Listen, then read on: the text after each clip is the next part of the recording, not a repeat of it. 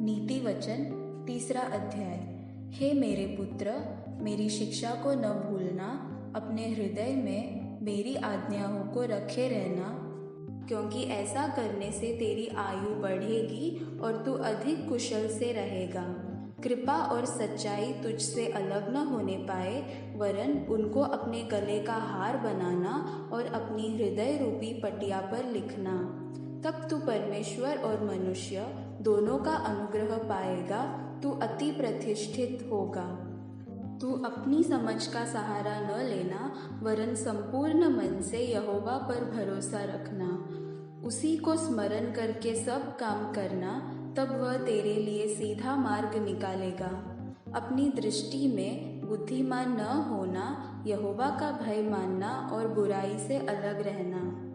ऐसा करने से तेरा शरीर भला चंगा और तेरी हड्डियां पुष्ट रहेंगी। अपनी संपत्ति के द्वारा और अपनी भूमि की सारी पहली उपज देकर यहोवा की प्रतिष्ठा करना। इस प्रकार तेरे खत्ते बड़े और पूरे रहेंगे और तेरे रसकुंडों से नया दाख मधु उमड़ता रहेगा। हे मेरे पुत्र, यहोवा की शिक्षा से मुंह न मोड़ना, और जब वह तुझे डांटे तब तू बुरा न मानना।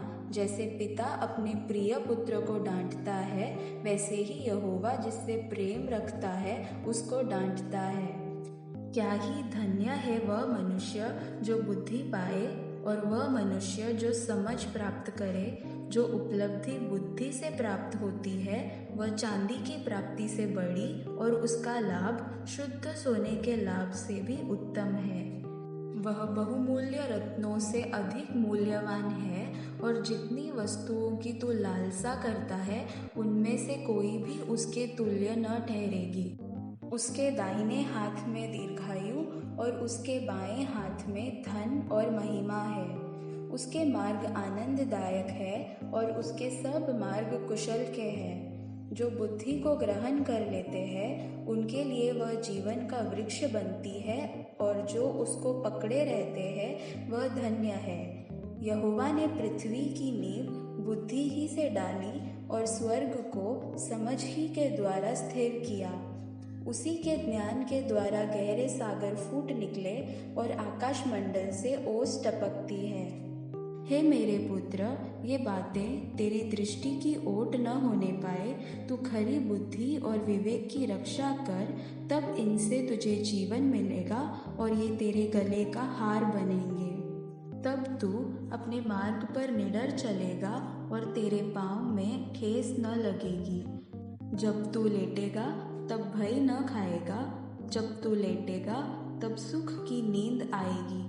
अचानक आने वाले भय से न डरना, और जब दुष्टों पर विपत्ति आ पड़े तब न घबराना, क्योंकि यहोवा तुझे सहारा दिया करेगा और तेरे पाँव को फंदे में फंसने न देगा। जो भलाई के योग्य है उनका भला अवश्य करना, यदि ऐसा करना तेरी शक्ति में है। यदि तेरे पास देने को कुछ हो तो अपने पड़ोसी से न कहना कि जा कल फिर आना, कल मैं तुझे दूंगा।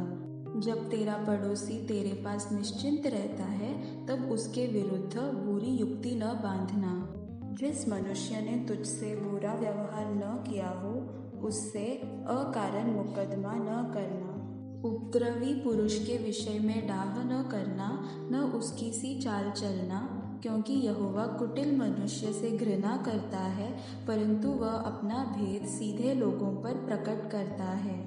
दुष्ट के घर पर यहोवा का श्राप और धर्मियों के वासस्थान पर उसकी आशीष होती है। ठट्ठा करने वालों का वह निश्चय ठट्ठा करता है, परंतु दीनों पर अनुग्रह करता है। बुद्धिमान महिमा को पाएंगे, परंतु मूर्खों की बढ़ती अपमान ही की होगी।